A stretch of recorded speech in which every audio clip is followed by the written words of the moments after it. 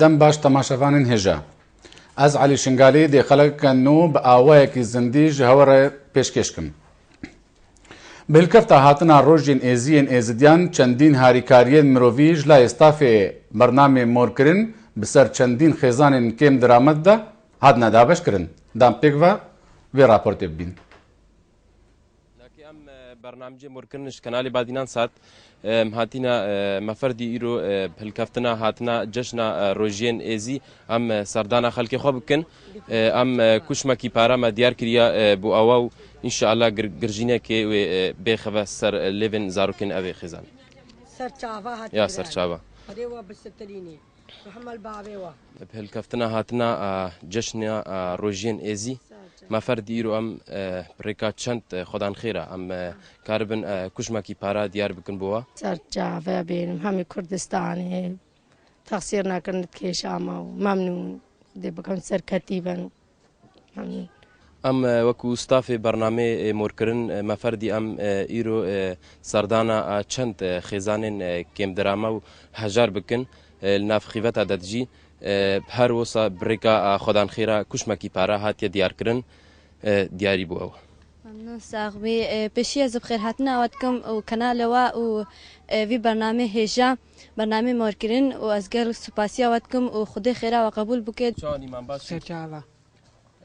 مام تلکفتنا هاتنا جشنا روژین ازی ام وکو استاف برنامه مرکرن مفردی ایرو ام سردانا وان خزانن کم درامت و هجار بکن ناف خیوت عددجی تایبتی هر وسا بریکا خیرخوازا اوه کشمکی پارایا دیاری بوا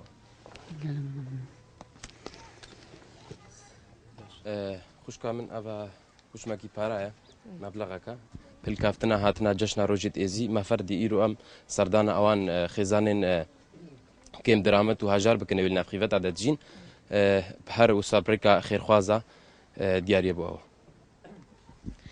بخير هاتنا قناتي واتكم وقال لك ممنون شو بمساعدة هونش مرات كانوا ستاف برنامج مرکرن مفرد ایرو هاتنا جشنا روژین ازی ام سردانا اوان خزانن خواب بکن اوی ناف خیوت عدد جید حالکی نخوش ده هر وسا بریکا خیرخواز اوه کشمکی پارا دیاری بوا قالك ممنون وهرون صاغبان وسرسلا وسرچاوا هاتن ام وکو ستاف برنامج مرکرن لسر کانال بادیناسات پخش کردن هر روزا چهارشنبه مفردی ایرو خلک مل ناف خیوت عدد جی ام پلکفتنا هاتنا جشنا روژین ازی سردان وان بکن و کشمکی پارا هکر جالیه چند خیرخوازو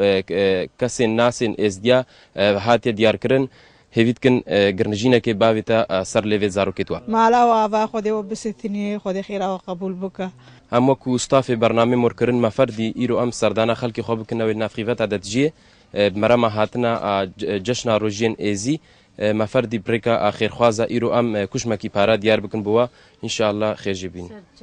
خودی خیره و قبول بکه و بسترینی و بکون سر کفتیبان و چی خیره بکه رب العالمین جرا قبول بکه و خیره وان قبول بکه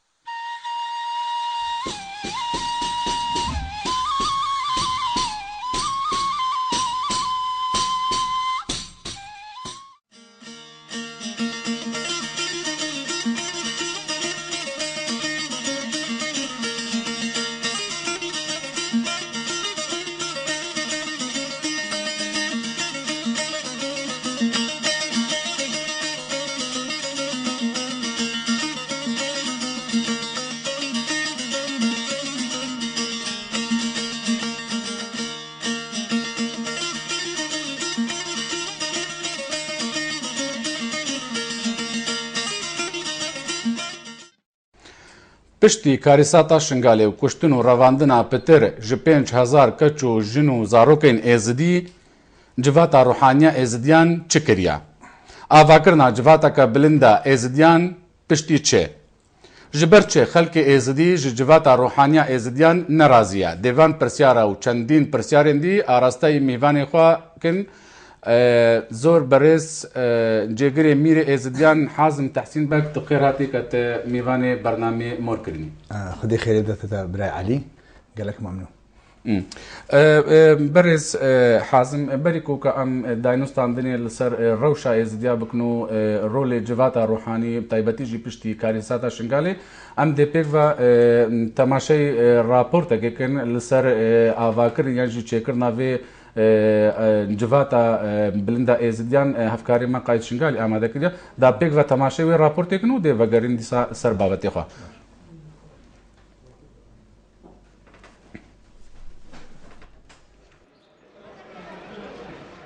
گەل بۆرینە ساڵان و دیسان پێشڤەچوونە سەردەمێ پێتڤیە و هەر ملەتێک یانژی ئاینەک مافێ ژووی پێشڤەچوونێ بگرێت و دیسان کار بکە ji بۆ ژیانە ملەتی خۆ ئێزدیژی وەکو ئاینەکی سروشت هەردەم پێتڤی بنوکردنێرە لۆرە هەبوونە جواتەکە ساغلەم دناف ئێزدیاندا و کارێ جواتێ ڕێڤەبرنا کارێ نوێن ئاینی و دیسە چارەسەرکردنە هەر ئاریشەکێک و ئێزدی ببنە قوربانی هەروسا دەوێت ئەو جواتە دەخزمەتە گەنجا و ڕۆشنبیرە دەبێت دیسان یا دوور بێت ژێ بەرژەوەندیت حزبەتیت پرتنگ ئەو مەجلس هاتە دانان پشتی ئەفکاریسا مەزن بسەرێ مەهاتی الشنگارێ و الباشیک و بازانێ ئەفکاریسە وەختی بسەرێ مەهاتی مە کەسێک نەبوو کو بۆ مەشولێت مە پڕێڤە ببەت ئەو کەسێت هاتن پسیارت کردن ئەتگوتن ئەم چی بکەین بۆ ئێزیدیا مەجیهەکی معەن نەبوو بين اتصال القلوام كان وخير وخيرات بدنان ومساعد تشونا منظمات دي وتشونا نخلكك دي اجبروي هندي اف بريارة هاتا دانان واف مجلسة هاتا تشكرن دا شولت ازيديا بيفا بيبريفا بيتشن واف مجلس وقت برلمانكي ازيديايا واف برلمان ما اينت بهايا وما باوريشك بهايا اف برلمان شولي ازيديا حموكي بريفا ببت العالمي حموكي وبشتي اف مصادقة ام سيرفي مجلسي بكين وفي نظام داخلي ام بكين ام دي تشينا برلمان كردستان عراقي وبرلمان حكومتها مركزية عراقي وكان سفارة وأمم متحدة ودولة أوروبي أم دي ثبت كينكو أفا جهة ما معنية تمثيلة إزدياتي بو إزديات عالمي حموكي أف جواتا إزديا بلنت أهاتيا تشيكرين وبيتشتكي قلقي باش بو باشا روشا إزديا وخزمته بو خلق إزدي قدميني چونكوش بر نسبة شبابات دا بينجي زايد إيكا أف شباب مزانش سي هشت ورا أو خلق شغله وخزمته خلق خود كشبابن بجي اف بينجي زايد ايك شبابت ما كارن خدمتا ملت بکن و کارن شغلکی گلکی باش بکن ومهيفيت كان اف بيا تنظيمك شارع ازديا ريك خستنك بيا كرن بريارة ازديا بكفي دستي وان دا شغلي وان تشت همو دستي في مجلسي دا بي تمثيلك باش بيا كرنش ازديا ما يتخارج رجيت امريكا وروسيا وألمانيا ودولة أوروبيا هم ومهيفيت كان كو اف مجلس حدكي مأساتت ازديا دينه وتمثيلا إرادة ازديا بك هابونا جواتا ازديان دوی دمیدا کارکی فرا جبر بدیتنا روشنبیرن ازدیا گوگلک آریش دبریکا اوی جواتی دهینا چاره سر کرن و دیسا یا فرا گو جوات گرنگیا که هر مزن بگنجان بداد نباویتا پشت گوهن خوا دیتنا مدا اف بنگاوگا گلک باش بول میجو تاریخ ازدیا ده هاتیا کرن کو اف مجلس ازدیا بلند هاتیا تشکرن العراقي سردست كوملك روشنبيرة مثقفين ازديا اف خطوه گلک باشو هكال دستور جهاتي دان بينجس زايد يك الشباب هاتي دان لهمان وقتا ام هيفيدار كو افن مازن رئيس عشيره ومختار ما يخوا الشباب نكن الطبقة مثقف نكن داكو شغلي وان بيهتر بالريفة بان بيهترجي مجال بدنا الطبقة التكنوقراطية والشخص المناسب في المكان المناسب أشوان را إجبر قوان شناكر يا أفا بسد السالة مهر أو نهر ملاتي بريفة بن لمخابن وان هذا رجاء يرو شناكر فهم هي بدار رول بدنا شباب بيهتر جنج إد مثقف أفا هاديجي بالنسبة في مجلس هاتي تشكر وكو دستور ديار كريا مديتي قوف مجلس تمثيلا ازدياد عالم همويت كان بتني تمثيلا ازدياد عراقي بتني لهمان وقتا جرك رولي وانجي تيدا ديار بكن ازدياد ارمينيا جورجيا امريكا اوروبا هر اردكي جي ازدياد دماغو اف مجلس تمثيلا ازدياد بك جرك رولي وانجي تيدا هبه يعني جي او ناي تقبل كرنج الباوانا كاتشوا او تيدا تهميش كرينا پشتی هفتی و چار فرمانه رشنویسا دستور جواتا بلندا ازدیان جلای کسانین پسفور و یاسانازوا هاتیا دانان لاگو همو او بریارین گرنگو گریدای بروشا ازدیان و بدا لحتانوها نهاتیا زانین کو کنگی او جواتی دهیتا دانان و دست بکارکا قاید شنگالی بادینان ساد تایبات بو برنامه مورکرن جارك دي سلاف بلي برز حازم جفاتا روحانية ازديان جكي بيك هاتيو ما بس تاوا جي افاكرنا ينجي شيكرنا في جفاتا نو تشيا علي براي علي بيش اخر ناخذها ام تخوازين بيجين عيدا ازيد عالمي حموي ام بيروزي كان وعيدا مشك تشاوا دي بتدو عيد هكا خلكي ما اجدستي داعش دركبت خلكي ما هكا جلسي داعش دركبت وملتي ما هكا شو جيخو او دي بتا عدامة يا مظن وام دست خوشي برنامجي وشت كاين هادشي خدمتها ازدياد يبكت ام دست خوشي ليت كاين بلي وبرسيارة ما برز جگري مير ازديان جفاتا روحانية ازديان جكي بيك هاتيو وكم دي ساشتارا قوتي برين هوجي ما بس تاوش افاكرنا في جفاتا نو تشيا باشا براي علي جفاتا روحاني بيش كاسن تديت ميش سروك جفاتيا وبابي شيخة وبيشي ماما وشيخي وزيرة ومزني قوالايا أبا جفاتا روحانية إزيابلن ما بفرزاني بشتي ميري قلق كومبون كرن القلبان روشن بيريد ميد إزيديا وبري چند صالة نبرينه بري چند صالة كأنه إزيدي وضع إزيديا محتاج مجلسك يا أفكاره وأوي بكت بجفاتا الروحاني بتني بريفا ناجد ميريفا ناجد يعني افشولي خدمت ابو مستقبلي ازديا اما مجبوري مجلسه كيتشيكين تشنغو وضع ازديا نوكي بري سيتشا صاليا بيجا ما بيخوش مجلسه كيتشيكين او ميكارتين يعني اف مجلس جبر يعني هون كارو بارين ازديا دا بيتر بريبا ببن بلي يعني بري انه كارو بارين ازديا بنيريناتا يعني الديف غوترين تاوكو بدرست بريفانات شون يعني بلي البيشي دا تديد مرجعة ازدي ندولة براي علي ازدي ديانة فيت ام حمو بزانين ملتي ما حمو بزانت ام ديانتي ام مليونكي شخصة هزار العراقي شخصة هزار الجديدة بس ازدي يعني اف ايرو بجفاتا روحاني بميريفا بريفاناتشت مليون انسان بين شخصابة في ريفاناتشت فيجا بشتي ميري القل روشنبيرا والقل خلكيما ومسقفة ما والقل مزنة إزديا ما قد ما بيخوشا أما جلسة كيشي كين دا نوع أكيد تنظيمي أو ملتي نقطة التنظيم كرن أو نقارة مستقبلي خوش مضمون كان يعني وكو هر وكو بري مسيحي وين كاكاي يعني جيكايد أب ملتين دي تري الكردستاني والعراقي دجين وكو برلماني كي بتشوك او بريارين قريداي تش سياسي بن هر تشتكي دي بن او جفاتا بدا بلي يعني كو بريار نال يعني كاسكي دا بتني يعني بينش كاسا دا بي بلي او بريار دي دركه بدي كفت دستي جفاتا الروحاني يا بلد العفو مجلس اليزيدي العلى ده دي او بريارك يزيدي فيجا او مجلسه روشنبير بتدا مسجد عشيره بتدا جفاتا الروحانيات دا قرار دي بتقرار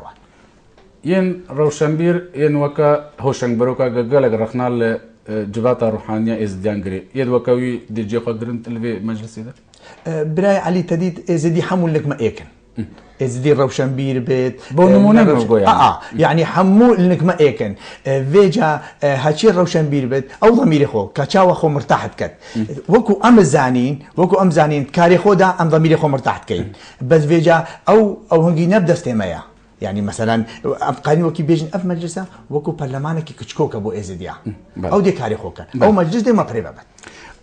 بشتي كارثات شنغالي خلق ازدي قالك رخنا لجفاتا روحانية ازديانو ميري ازديان كن بلي تو برس حازموكو جيجري ميري ازديان هو تشكريا داكو خلق هاتشان رخنا لوا بغري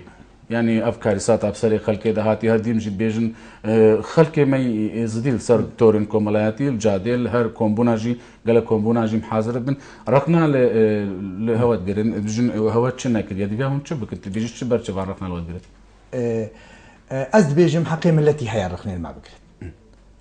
توزانی مشكلة پشتی داعش مشكلة كمظنة وملتي ما ملتك برين دارة أو چی بيجن حقي ويا حقي وان هاي أو چی بيجن هما بصراحة بيج متى أو چی بيجن حقي ويا بس أمشت بدت بو ملتي خود ديار كين كما چی كار كريا أم تقارين بو ملتي خود ديار كين بس مع الأسف يعني أم خولو مش خود كين إعلام ما وكو جيجري مير وكو مير وكو جفاتا روحاني إعلام ما يكيما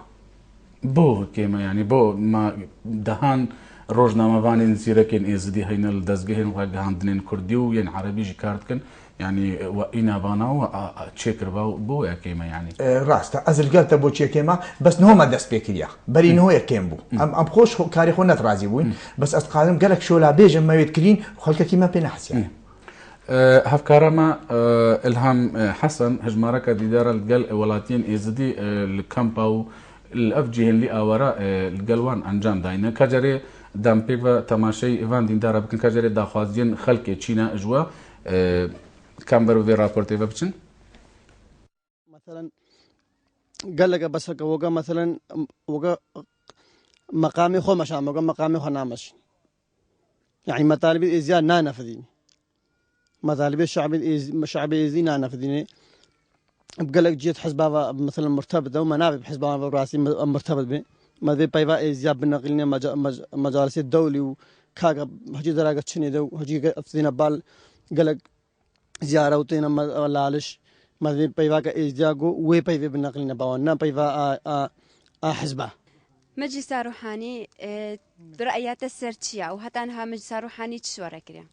خذ ابراهيم مدفي مجلس روحانيه بيت سردانا وان بكات وتركا قرارات تخوي سياسي بدات بشتي هفتي صفر معنا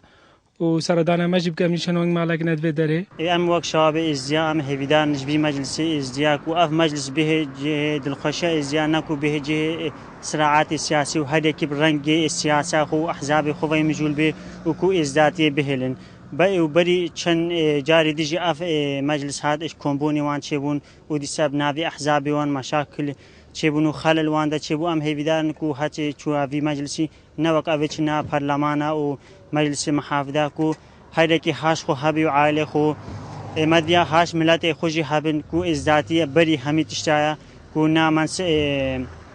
هاش منصب خو هبن ودراف هبي و ازداتی کو آمد بهنن کو هر یکی چیتا منصبه کی کو بدنگی وی ملتی بلنگاس کو وی ملتی تهیله و هفتی چهار جارا فرماخانه سری وی ملتی همی افسما وان احزاب و وان سیاست و وان مسئول ام هیدارن ترکا اوی تشتی بدن و کاربن تشتکش ملتی خورا بکن نهر اوی جارجی هاچی چوویره هاش خوبتنی هبی هاش عائله خو هبی داخوازید ما بری امجی بکن كاتشكو جنة ما في دست داعش وخورت ما وام ما في حكم بقرنا شنقال اسمرة شنقالك أنو بريفا ببن في خالكي وان قال خال درب دربويا أو الكامباوان ده هاريكاريا ما بكن هنوم الكامباوان ده نا هم هيفي دارن جو مجلسه حتى في قاضي هم أزفستان كامل بو نا محفور نا سوبا نا نجاز تشتك شمرة نهاتكن بس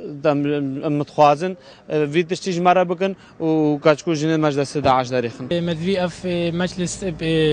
مثلا برأي شباب ازديابه و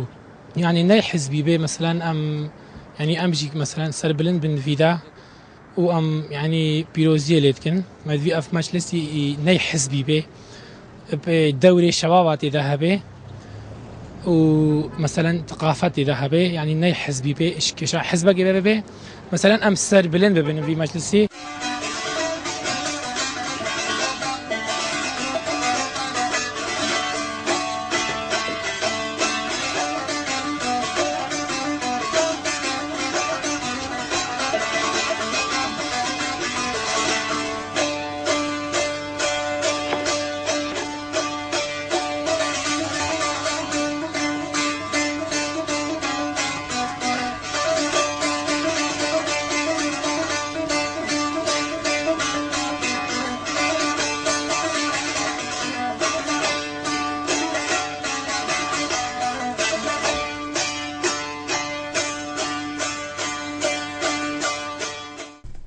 بله اف بیرو بوچونو رخنین هجمارکا خورتین ازدیابون برس حازم وکوکا الوان دیدارا جدا وان خورتین ازدی گوتی گازندەش هەوتکن وەکم جواتە ڕوحانی بژن سەردانامان ناکەن لە گەلک جیها ئاوارەینا هەنێکژی بژن هەتان و هەمە هون نەدیتینە هون کوی دەینا یادی ترێژی بۆمەدەی ئەو بریارێن کەدن جواتە ڕوحانی ئەو بەیانێن دەرێتن بەرژەوەندیا ئێزدیا بتنێ بن دوور بنجی سیاسەتێ ئەف ینی پرسیارێن کە جەنابێتەکەن ئەرێ برای علی تەدیت ئەز گەلوانم وەکو ئەس وەکو جێگرێ میری و جواتە ڕوحانی گەلک مە کۆمبوون کرینە مەگوتی ئەم دێچینە لەکوان مەگوتی ئەم دێچینە کەمپا پشت هەنێ ساڵونی بەکەی هونە نوێی بچن نه هەر ئەولی مە قەراردا ئەم بچین مليونك 150 مليون دينار موزع كل كامبا بشتي هيبكي اشكاليتاتا شنغالي وما شهوديتين وما رقميتين وما لجنات شكرين ما بري وقت امرون نشتي ما قو ام ديتشينا كامبا تديت ازديت ما تعجز بون ازديت ما تعجز بون قالك جانا خبر دا جانا او كن ما قو ام بتشينا كامبا دا وام بينا سبب مشكله وتشتاه بيجنا ما ماشي تراجع كل صراحه جواتە ڕوحانیە ئێزدیان بابێ ئێزدیانە تەقبل بکەن هەرچ بێژن خەڵکی وەیە زاروێ دوانە یعنی ڕاست ئەزل گەلتا زاروێت منە برێت منە چاوێ منە بەس مەگۆ نەکو مەشاکل چێ مەگۆ نەکو مەشاکل چێ من ئەکە مە پاستا لژنا مە دەورێ خۆتینا ئەمە ئەرقامی لەکمە ئەم دێ بۆتە بێژین مە چەند وەزع کردیا مە چی کردیا ئەم دێ بۆتە هەمووی دیار کرد یادی درێژی پرسیارەکە هەرا یاوان برادرا بووکو بریارێن وە دوور بنجێ سیاسەتێ و حزب ینی کو بریارێت وە بەلکی منێڕیناوان هەندێک بریارێت وەل بەرژەوەندیا هەندێک لایەن سیاسی بن بریارێن وە ئێزی تایی بن برا علی زەلال بن ئەرێ تەدیت ئەم جواتە ڕوحانی دائما هەردوو ئەسبوع عام کۆم بوو ناخۆتکەین ما مستەشارێتەی مستەشارێت مەش هەموو ئێزدیانە نه مثلا حزبكينا عش لاينكينا ما مستشارتين وكو جوات روحانيه شك امنتكين ام اللي ترينين كاتشيت مصلحتها ازدياد امتكين اما بصراحه ازدي حمود بيجم شيت مصلحتها هذا ازدياد امدكي ومدي مستمر بيج بكي بيجي ام نبو وقت يم قرار الدين ما قال قرار الدين نت مصلحتها شو حزب داويه بس مصلحتها ازدياد داويه بله جبرت روشنبیرین گنجانجی گنجین ازدیا گازنداج جوات روحانی ازدیا کنو جناب تد کنو وکو وکیل میریکو او شاندید شنج دروی ولات کن نوی نراتیان جی تمثیل ازدیا کن بتایبتی جی پشتی کاریساتا شنگالی او گنج خود نیفده نابین جبرت چی؟ اری حقیوان هیا برای علی او گازنداش ممکن بس وکو جوات روحانی وكو جوات روحاني وكو هيئة استشاري جانا عندي وفدكي تشين مثلا وفدي مدي بيش 5 كسن 6 كسن ما مستشارتين ام نقارين خلككي بينين وام قال خوبين ما يلقى ما بيت تجربة هبت تجربة تحمو مجالة حياة ده ام الويدري كاريمات درس بيت ما تشو غاد لقى الجيلانينا هكا عمدي دولي دينا جهلا هر ازي زفر ما بيباخو براي علي ازي زفر ما بيباخو عمدي بيجين هكا ام نئنا تنظيم كرن المشكله حد ما متعلق بت بيجي ان شاء الله دوسي هي فيدي ابي مجلس اليزيدي على عمدي تشيكين وعمدينا تنظيم كرين وعمدي دوركي دينا بريتخو يعني الدور دنا جنجا دوري دينا جنجا يعني وكو كالرابورت جدا كداخواس كرنكو بينج كوم يك يعني بترج بينجي كو جنجبن نعم نقاري بيجنتا ام صداصات ام نقاري بيجني بس ام كلام الدين كو جنجت في مجلس ما ذهبن جنجت في مجلس ذهبن اما صدا بينجي ويك ام نقاري بيجين شنو ازدي نبز جنجل ازدي مثلا دي بين مثقف يعني جنجويتين قال لك يعني تابع تشيل صالي بيجا ام يعني كان بيجن روشنبيرين جنج اي باتدي صالي هيا بينجي صالي هيا صالي هي روشنبير عم ديتي كيني جنجو مجلسها هكا مجلسها ما مشكل بش ازدي حموا ما ديت مجلسك بقوات شيكين مجلسك حمو كاستدابت شو ازدي لو مش منكن الفي حاله دعم قارين كفينا سرسكي ام بيجي برس حازم خير وبيرا ازديان خرق سردان الله لشيت كهروها خير اخذ داتين انه وصندوقها ميري ازديان كاني او بره هون چليت كون او بريت تي وكو خيرا ازديان هون چلوي بريت براي علي شو صراحه دي خوشتنينا بيغومان وجانا ام تكون بنا خدا شتكين والقل جنجاش عمد كين ام بيجي ما تشتكل بالميزانينا تشتي ما حمو يسر ميزي هوا صالا نوتو هفتي ميري خير اخو تبرع بو بخير اخو أس نبو ميريد بيجم وما ما ما ما ما, ما أويت هين يعني ورقة ما حموي المجلس ومن هيفيها يا إجبان منظمات ما إزديا حموا بين وببينن بين لا لشيء مكتبين ما وببينن أمشي كاري كين كجارك الراس أم درابي دين طالبايا كجارك الراس أم درابي دين النساغايا أمشي كاري كينا بلا بين همو بريت منا وسر شعبا بلا بين أم دي قائمة بو مكين فلان روجي ما هو كري فلان وما دعما قالك أشواكري بجا هو صلاة نوتو هفتي ميري أفكريا صندوق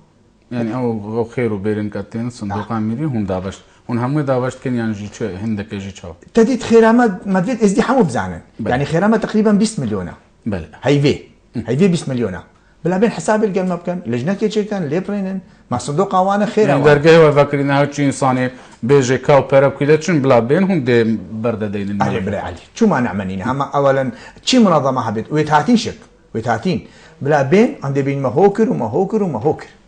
وتشتي من ني بشارتيا ما قال مساعدة فقيرات كين قال مساعدة نساغات كين قال مساعدة ازديات كين بس وكي بري قلت يا تبري علي شكي علامة ما كيما ما صراحة بجمتها بيجي أم بام مجبور بري دوسي بقى مش دست بيكر وكو خلككي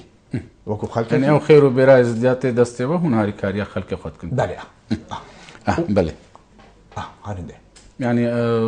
بريكا لالش كان جي كا بريكا كي زيارتي دي بي كابتشر كي بريكا ما هر بس لالشة معنا هر بس لالشة برشي خاد خير خدا خير خدا او خير ابو بلنغازا يعني كو عندك خلق بلكي بخودنا از دي جي عندك دي تينا كان كون شاغي يعني ولاتين از دي تشنا لالش يعني او خير داتين او خير نبو كاسيا بو بلنغازا شهر بو مواكيل صندوق تديت او خيره تابعي ميريا يعني خيره ميري خيره ازديا بو قالك جهاتشت صراحه بجمتها بس حسيت عميري مواكيل صندوق مواكيل صندوق وام مسؤولين برامبري $100 كم زياده ام مسؤول ديتنا تجبرش جنجن ازديا فيتالي بدما هيك بشتي كارثه شنغالجي اوا دمك قالك برف ولاتين اوروبا بتش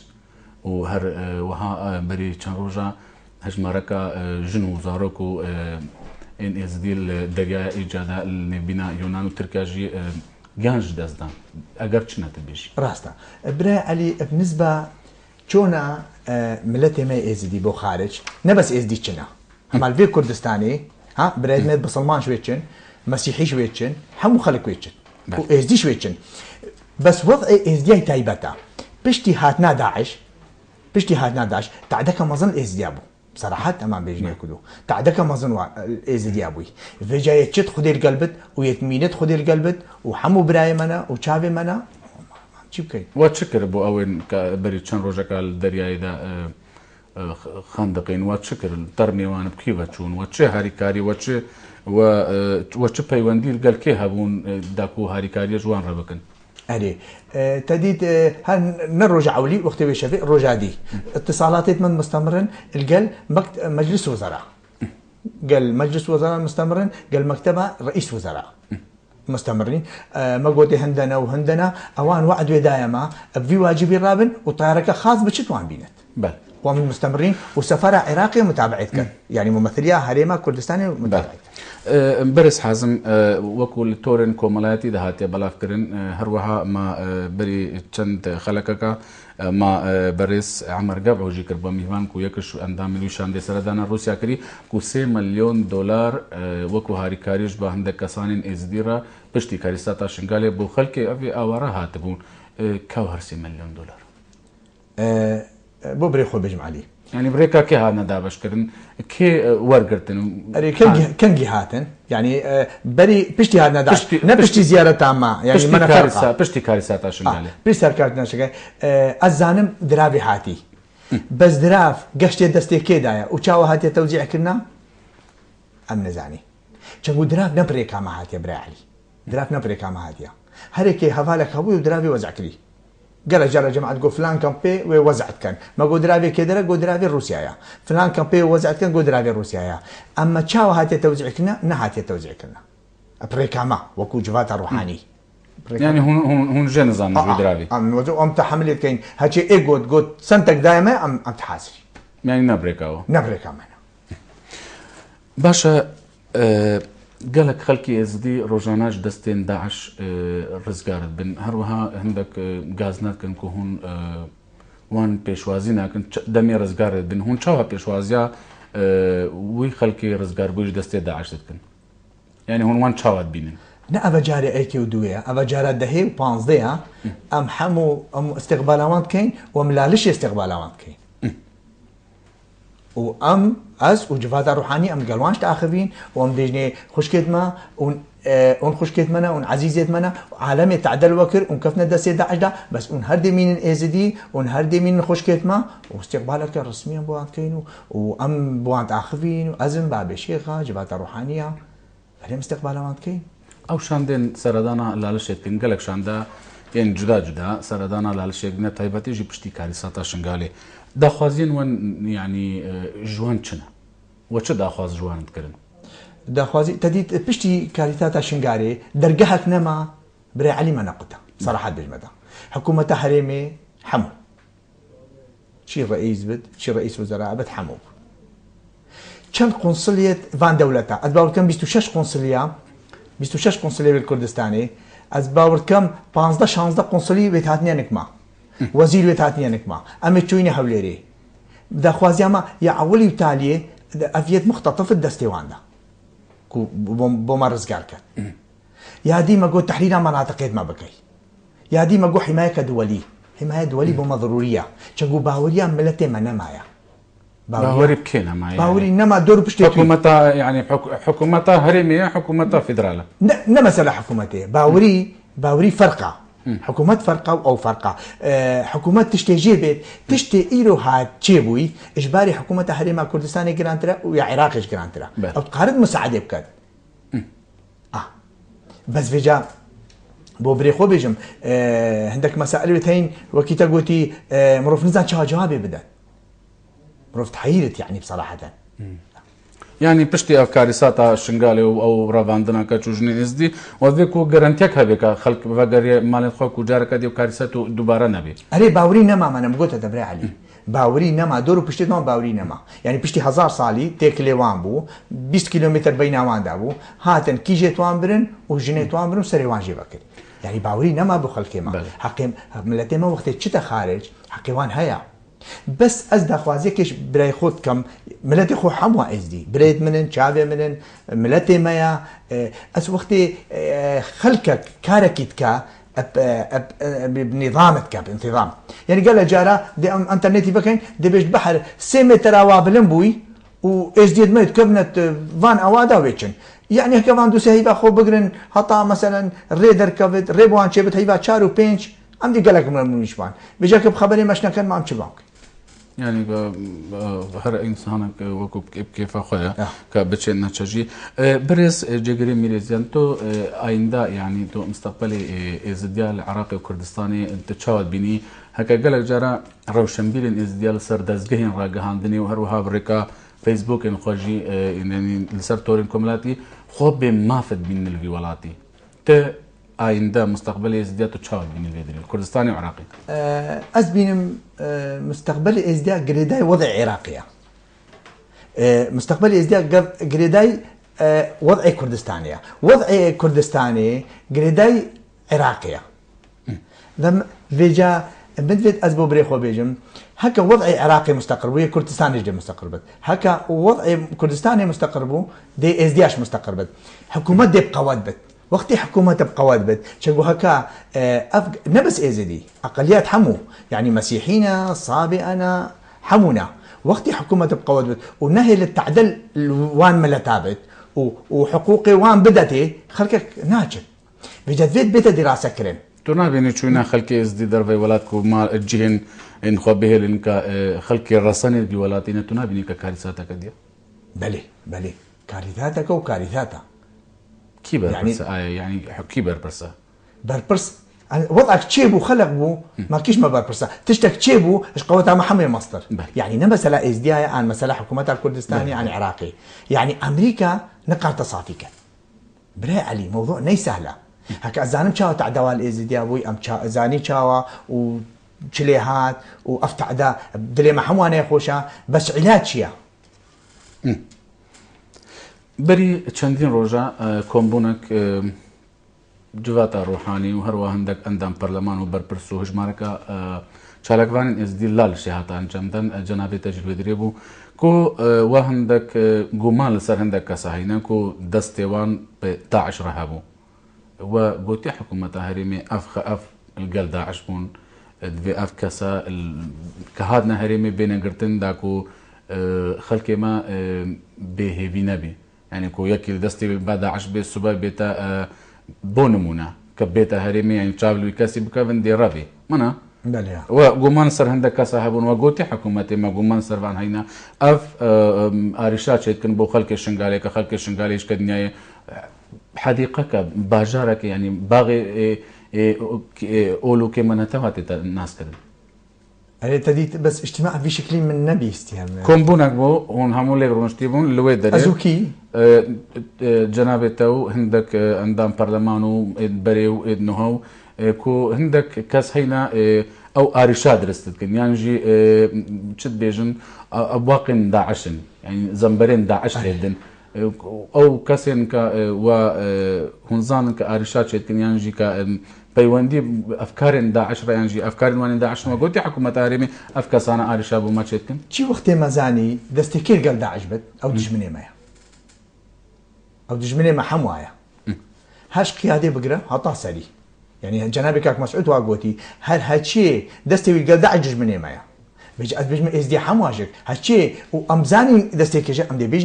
دبيجني حكومتيشك ومواقوتي بلا خلقي مشك دعوة سرسجلك يعني أم سهالي أم دي موضوعي ناصرين وباريزر يعني جوا لجنك هيك وخلق بين دعوة سرسجلك وينقل داعش وكان ناس بكن يعني لا تريد أبشولي محكمة وحكومتي بس أم وكو مسؤول وكو جيجري ميري أم تحاضرين هذه كاري بكين يعني هون بلي هندك بشتي او خوني شاندان و هروها انتظاني جيكو خلقي ازدي توشي كاريساتك مازن بويا سرتورن كوملايتي يانجي او خوني شاندان كاكرين كداخوازيا مافين خوي كرين مافين خوين روات كرين كو هندك چالكوان هات نگرتنش عليه دزگهين امني با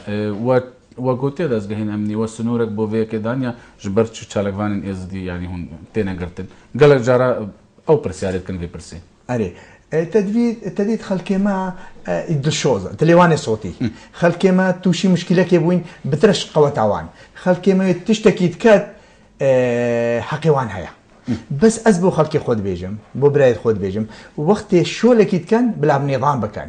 يعني الدنيا حمي قانون وهي قانون مظاهرات ما نويا قانونك وهي دي طلبش حكومتي كان دي بيجي عندي مظاهرات هذا الكبير بلا طلبش حكومتي بكن ومظاهرات هذا الكبن وعندي تعاون اوان كاين كان سبب مظاهرات شيا مظاهرات كيدر باش تكدري افل الدنيا حموي وهي ودري بيكيشك قال جانا اما اتصال وقال جهات امريكي ما قلتي ملتي ما ملتك بريندارا ايكي تشكي زيدتشو ايكي تشكي اوبو ادفيت وانت سهل القلوان بكن بله ما قالك جاء اتصال واكري تساهل كرينا جي تساهل كرينا اللي عندك حالته عندك حالة تساهل كرينا بله جنابي جيجري ميدي هو قالك بيان دري خستينا طيب تيجي بشتي شنقالي وقالك هلوستين خوال سر قالك بابتا داينا او بيان ودري خستين قهشتينا او خالن وان بيان هذا دا خواست كرين قهشتينا كيدري او بيان تديد ما بيان دا خستينا ما قرار وكما جزار روحاني ما قرار إناني ندريا ما قالك أبيت أو كرينا بيان ميتينا هنا در قال جارا جواب مش وادعين أما في جارا تالية بري دهر بري شش حط رجع البيان ما إنا دري بوفانيت كفتين البحري ده رأسا مكتبها رئيس وزراء اتصال القال مكر وأما اتصلين هطا إلو شك قلتي عندي واجب الرابع قال جارا بيان ما داينا ما فايدة كريا بل يعني اكو در انجام هبوينا بله تبيجي بريارة ازديا الكدري تتدانه يعني هون وكو مجلس روحانية ازديان كجفات روحانية ازديان خلق شنقالي تدانينا بله او كارثات شنقالي هذه تزاني الشنقالي جي شر والشنقالي جي فرمان ده هينا وجنقاورين ازديا هينا بريارة ازديا الدستي كده انه بوبري خود يعني هكذا بيجي جبات الروحاني او تشتكي دي جبات الروحاني صالة 1928 واتشوي جبات الروحاني يعني صالة 1928 خلق شنقالي النبو يعني نلور بونجا نتدعم يعني تشتي مديتي افيا تو نبینی که نبتنی حکومتی که خلک شنگالی گلک جیب روشن بیرون خو به مافد بینو ولاتین نمره دو سه بینو تو نبینی که وب خوشی و ظلمك الخلق شنگالی کردی وەکو ظلم نکمە فەرقا شنگاری وڵاتی نینە بۆ یەکش خەڵکی شنگالی تێدا نەبوو دابۆتە بێژم بۆ برێ خۆبین وەکو جوڤاتە ڕوحانی تێدا نینە تێدا نییە ئەمە بۆچی بەری 100 ساڵە تێدا نەبوو ئەس نەزانم بۆچی تێدا نەبوو ئەمە ئیرۆ مەدرێت ئەم جوڤاتێکە چێکەین و خزمەتە ئێزدیا بکەین و تەنزیم بکەین خۆ یعنی ما نظامی خۆی داخلیدا ماوانەویسی 106 لازم خەڵکی شنگاری بن 106 جوێ مەجلسانەوەم چێکە ئەبجوات ئەڤاکە نوێتە چێک بەێ 106 ئەوە مەکریە نقطەیە 106 لازم خەڵکی مێ شنگاری بن و بجە ئەشکال ئەلوان ڕەوشەن بیرێتوان بێت چی مەڵێ شنگاری تەنسیق لەنێ بیناوە و هون وەکو جوڤاتە ڕوحانی و ئەو جەنگاوەری نێزدیانژی ئەو فەرماندەین پێشمەرگا یانژی ئەوێن هێزا پاراستنە شنگالی تەنسیقەوە چاوێت تەدی تەنسیقمە هەیە و ئەم تایبەتی دەرێخستنە بەیانە واندا هدفي ما حموائك براي هدفي ما حموائك خدمتها ازدياتيه ام تشاوا ازدياتيه تنظيم كاين تشاوا خو بباريزين خو بباريزي خو بباريزين بجاكم هكا ام نت تنظيم كريمين ام نخاني خو بباريزين براي علي بس وقت ام خو تنظيم كاين ام دي خو باريزين شك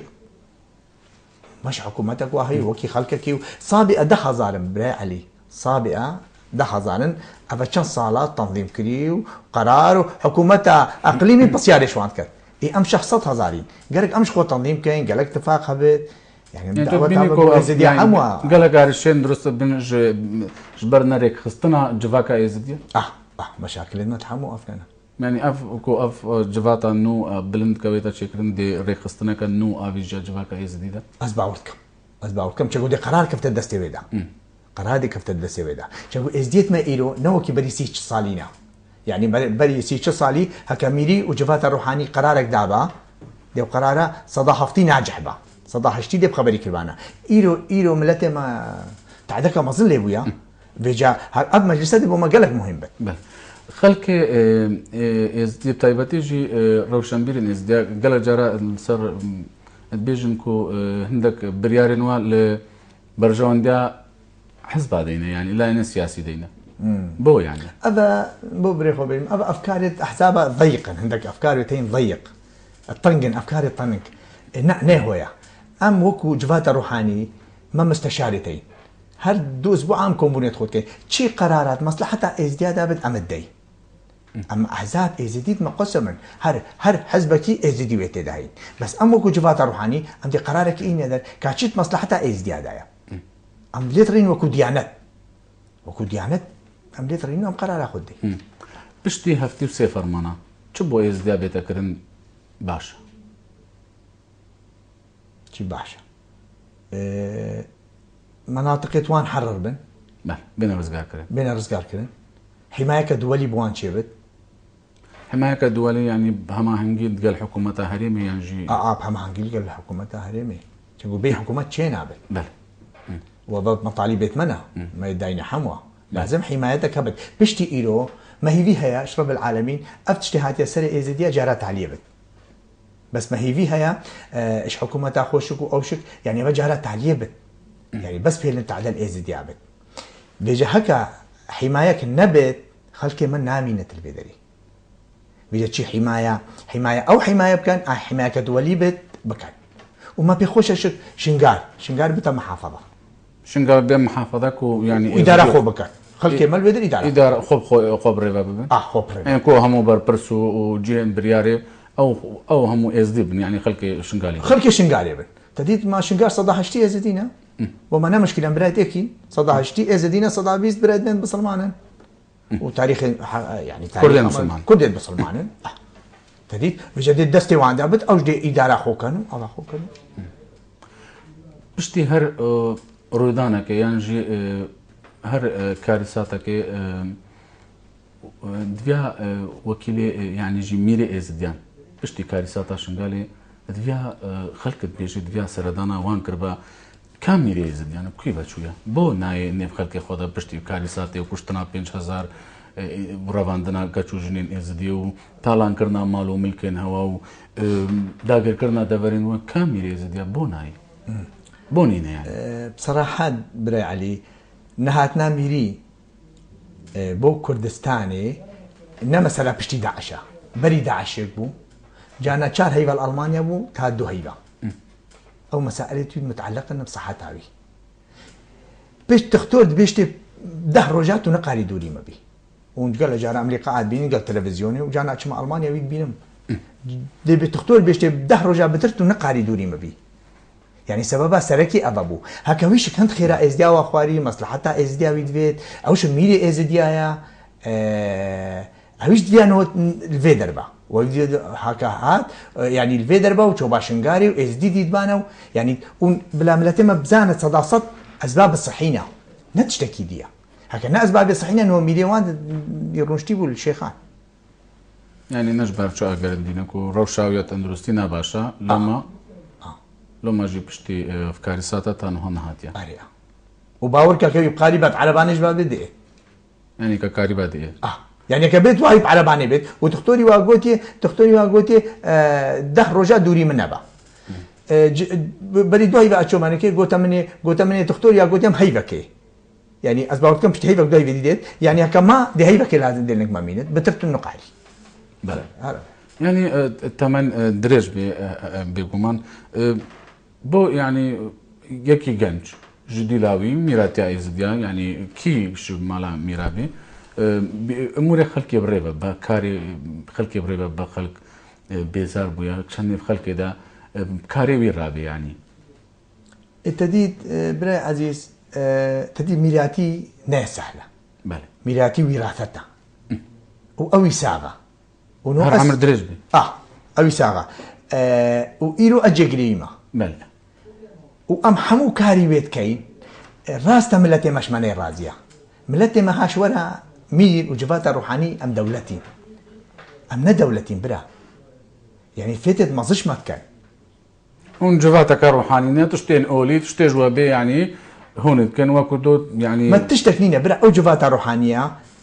شو لي ديانتي أميت كاين أم دنجي خود جايني حكومتي ما صندوقك ميري وها يا خيراتك ميري مال. أم توزيعت كاين تشتيش ما بيت أفايا أما هالكيما بتر يعني تصوراتش ما بكاش ما يعني بلانات غريب بن تصورات بلا تشتي معقول بيجنا ما بلا بيجن فلاني نساقة مساعدة مليونة كسر شابا بلا بيج دنجي خوب جاينا حكومتي بلا بيج دنجي خوب جاينا جنابك مسعود بلا بيجي حكومة عراقية درستا هجر صبح بس أما أو بترش تصوراتش ما بكان أمنا دولتين برا هەگەر سوبە ئاریشێک دروست بێژم شنگال یان ژیل هەر دەرەکە دیل وان دەڤەرە هون بچڕێکا خۆت گەهینە بەرپرسێن بلندێن کوردستانی یعنی بۆ نمونە سەرۆکێ هەرێمی یانژی ڕئیس سەرۆکێ جڤاتە ینی مەجلس الوزرا عراقی حەیدەر العەبادی هون چاوە گەهینێ پەیوەندی وە چاوانە مع علاقات القلوان هاي قال حكومتي مع علاقات هاي وكومير يزديا مع علاقاتي رأسا أم بيجني ما نوف كاري تاليه هل رأسا ما اتصال القلوان كل ما قلت خلكي ما هو مع أبيان دريا يعني أبيان دريا إذا الدريا إذا حتى ما قلت أنظنا قلنا بانزي تمام بوي أوان قلت تمام بل قلت بانزنا يعني وان قلت طيارك خاص ديشين إنينو سفارة عراقية وممثلية كردستاني بشوت وديفشون كرياكو يعني أو كارو ديكن يعني جينا ديفشونات كن تقول كلامي نادنا ما أم ديفشون كين يعني صداصات أزي متأكدم تقول مكتبة مجلس وزراء نمجبورة بيشتمني أم دي فيكاري رابين ما دي بوشي بيشتم دي بيشش معنعي لسر دەستگەهێن ڕاگەهاندنی هەروەها لەگەلک کۆنگرادا ئەو شاندێت کە ئامادەت بنیانژی سەردانە هەندێک وڵاتە کە هەندێک کۆنگراتکن گەلک بناوێ ئێزدیان دپەیوێن کی کاری بناوێ ئێزدیان دپەیوێت تایبەتیژی مەجلسا ڕۆحانی و کی کاری ئەوەیەکی گەشتی کی کاری بناوێ ئێزدیان دپەیوێت ئیرۆ بشکلێکی ڕسمی میر وجباتە ڕۆحانی تقارم ناوێ ئێزدیا پاخەبن بشکلێکی ڕسمی چونکە ئێزدی دیانەتن هذا جفاتة روحانية بس أزبو بريخو بيجم قالك جارة مؤتمر يتشيد بن أما نتري كامل راتشنا بل أما بصراحة بيجمتا قالك جانا مؤتمر يتشيد بن أم سيشار جهلا والقلمتين سيشار روشن بيريد ما بيتين دوسي مصدي شيغاري بيتين أم يتشين ودعوتك بكي روجي تشوينا موسكو أم تشوين وروشين قال وزارة خارجية وما مطالب يدخل دانيو قالك رخنا السر ويسر داني الوهات نكرن بو يكي قنج القلوة نبون رخنت شي جنج نافوي شاندي ده نبو مثلا بالين جنج ابو از نافانا بيجي بس جنج ابو بۆچی یعنی مەسەن عمرێکی 40 ساڵ بوو ئێپاژەوە گەنجە ماس نەقالمێکی 20 ساڵی بەم ینی بۆچی 40 ساڵ نەگەنجە 40 ساڵ هەبوو 45 ساڵ هەبوو بەڵێ گەنجە ینی گەلێک بێژن ئەو شان دێت کە هەردیم سەردانە وڵاتاتکن و هەر ئەون هەر ئەو هەندە کەسن دیارن هەر ئەون چن ینی نو خەڵکی گەلک شارەزا و خۆدان باوەڕنامێن بلند هەینە ناوێ زیدیادا توزانی بۆ برێ خۆ بژم علی برای علی تەدید ما وەکو جواتە ڕوحانی مە مستەشار هەینە ئەوە 20 ساڵی گەلمە کارکەن ئەوە 20 ساڵی گەلمە کارکەن ئێمە پێ نەخۆشە هەموو دکتۆرن هەموو قیادینە هەموو ماجستێر هەیە قای مەقامێت بەرێ بوون ئەڵێت پەرلەمانینە ئەسرابم جێلەکەیش ببەم دەبێتەوە 20 ساڵی ئەمە گەلتە کارکەین تو دێچیە مۆسکۆ گەل وەزارەت خارجیە تا چارج هێلێ داینە پێخۆ هەموو یعنی گەلەکە دکتۆرا وای ماجستێر دەی تو نابینی کە بتریا خەڵکێک و ئێرۆ کارتکن گەنجن هەر ناف کەمپادا هەر جهەکی گەنج وێ کارتکن ئەم دەستخۆشی وان بکەین ئەم دەستخۆشی توان بکەین ئینشاءڵڵا دەوری وان گەنجە دەوێ مەجلسێدا پشتی سێ هەیبیری دێ هەبن دوماهێک کە دوماهێم گۆتنەکەتە هەبێ